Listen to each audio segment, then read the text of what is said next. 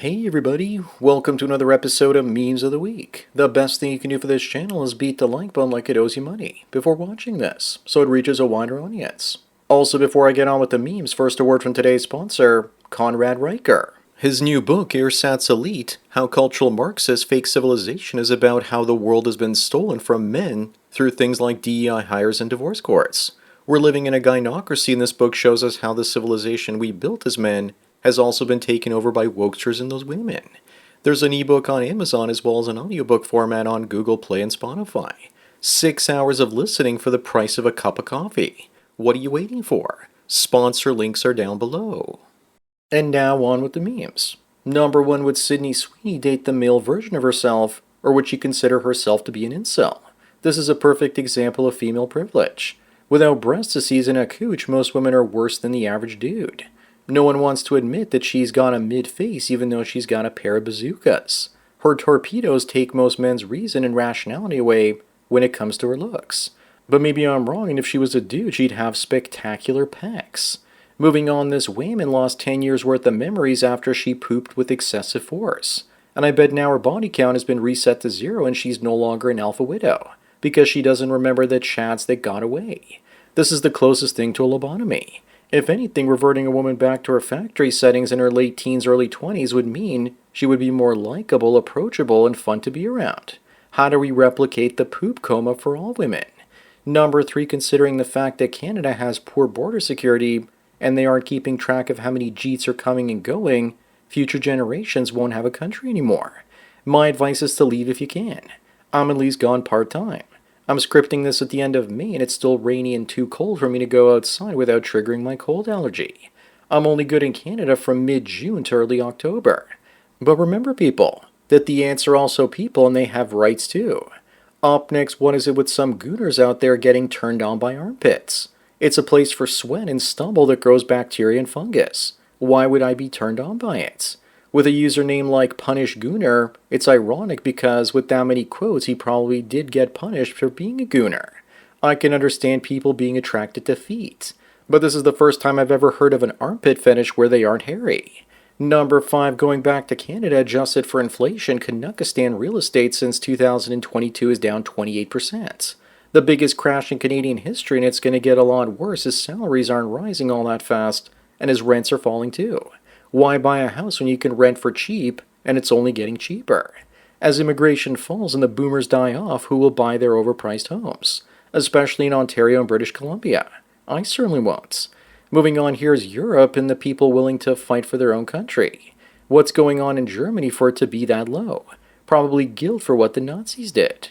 Also, I've mentioned before many times that Eastern Europe has a future, or at the very least it'll hold off the enrichment and complete collapse for a few more decades, because people there are willing to fight for what they have, which is ironically less than what the people have in Western Europe. The West has entered suicidal empathy mode. Number 7, here's Elon with his siblings and mother. I love the fact that Kimball built his entire identity around a cowboy hat. That and a belt buckle and jeans too. I also wonder if he's sporting the boots. This also highlights a strange phenomenon that I've noticed between brothers, where the firstborn tends to be shorter than the secondborn. Maybe I'm just seeing a correlation that isn't there, but once my cousin told me about this, I couldn't stop seeing it. Up next are these what old people Funko Pops and Beanie Babies look like. The only collectibles worth having are either ones you made yourself so you feel a sense of pride with your creativity, or those that help bring nostalgia back. That's why I still keep my Lego and G.I. Joes, because they remind me of a time when I didn't know how messed up I was. And by buying them now, I get the things I always wanted but never had. As for these things, I have no idea what women in the 50s and 60s were doing collecting these. Number 9, here's the difference between WW2 and WW3. In the 40s, it was physical bombs. Today, it's immigrant bombs. Although eventually Western countries won't be able to pay for their welfare states, and once the quality of life goes down in Western countries, many will leave the West, and this will accelerate the decline. Remember, guys, that both wars used weapons that explode. One just blows up people. The other one blows up the population. Every developed country is facing the same crisis. Moving on to all the incel men out there, remember it's your mother's fault because a study in Sweden shows that a woman's eggs can ignore the ideal sperm even when it's the first one to arrive. You could have been a Chad, but your mother's egg wrecked your life by giving you life. This also proves that chicks be cock-blocking even down to a cellular level. The odds of you being conceived were 1 in 400 trillion. Talk about terrible luck. Number 11, would you look at that Wang? Eileen Wang. She was the Democrat mayor of Arcadia, California, and she's now pleading guilty to acting as a foreign agent on behalf of China. This is just proof that we can't trust first-generation foreigners to run our countries, yet we keep electing more and more of them all the time. I bet the CIA let her go on for years so they can gather evidence and figure out how the Chinese intelligence agencies operate.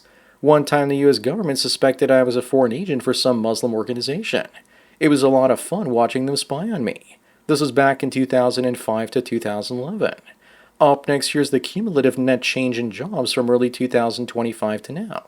Men haven't gained any jobs while women have gained 400,000 of them. Yet women will still complain about the wage gap. What about the employment gap? This gets buried. Looks like AI hasn't been automating away as many women's jobs as we first thought. I also suspect that the upticks in the male line are just foreigners too. 94% of all new jobs have gone to women since January of 2025. Number 13, here's the next level of online dating hell.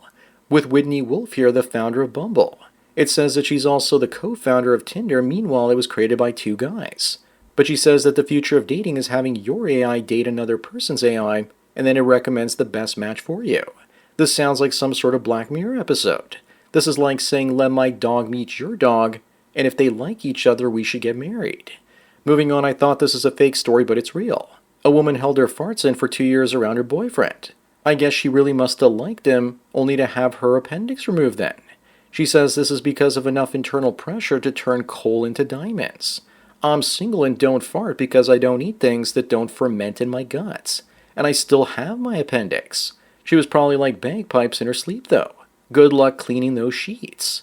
Number 15, women with larger boobs get more hate from other women. Of course they do. It's called jealousy. They want the attention she's getting, and her existing is siphoning off that attention they see as rightfully theirs. Of course, under this post on X, women like Antonia here are trying to drive engagement to their social media, saying that she gets hate from other women all the time because of her chesticles. Must be hard being her. Up next, women's suicidal altruism cost people their lives. One woman in NYC didn't press charges against a man that shoved her in front of an oncoming train because she didn't want another black man in jail. A few weeks later, he pushed somebody else and ended him, and he's a retired teacher. And being a typical woman, she won't take any personal responsibility or accountability or feel any guilt for his behavior. This guy has the right idea. We should deport liberal white women instead. I hear that Palestine is nice this time of year. Number 17, are investors justified in buying overpriced US stocks versus cheaper European ones? Yes, because Europe has a lot less innovation and economic growth. People don't buy stocks because of their current earnings. They buy them for their forward price and earnings ratios.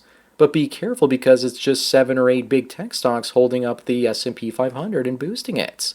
The rest have been losing value for a year. Retail investors could be about to get wrecked. Moving on, which guy are women going to choose? Poor Joe. He's going to have to use the Gooner sock forever. Jack will tell Joe that he just needs to gain some confidence because it works for him, so it'll work for him also. How about now? Who will she choose if Joe is an IT multimillionaire and Jack is a car mechanic? Many guys are morons these days thinking that if they only make enough money, women will pick them. Yes, pick them, but they won't be sexually attracted to them. If she doesn't yearn for you, then what's the point? Number 19, why is it that younger women and much older men make the most stable marriages? The guy here is 44 and she's 28. But I'm not sure about this one because it looks like they failed the green line test. He's leaning in and she's leaning away. Just so you know, that's Sydney Sweeney and Scott Braun. He's a billionaire. So many of you now know why they're really together. But what's with him and Justin Trudeau lurking around at music festivals in their 40s and 50s? Up next, check out one of the latest website posts from English Heritage. But this is true to some extent because I'm seeing a ton of white chicks dating Indian guys all of a sudden. Turd-flinging monkey doesn't believe me and even posted a picture like this to show his skepticism. It's not just the white chicks. I know an East Asian multimillionaire businesswoman and she married a bald Indian guy making much less than her. I just can't explain it. Number 21, teachers are getting crazier and crazier. This one stripped a 7-year-old youngling in front of her class and called her a corn star. Fortunately, this is from a troll account. But you know that soon you'll probably be reading about stuff like this happening in real life. I'm sure that many would actually delete her if she did that to their child. Here are just a few of the women from my past doing terrible things in their classrooms.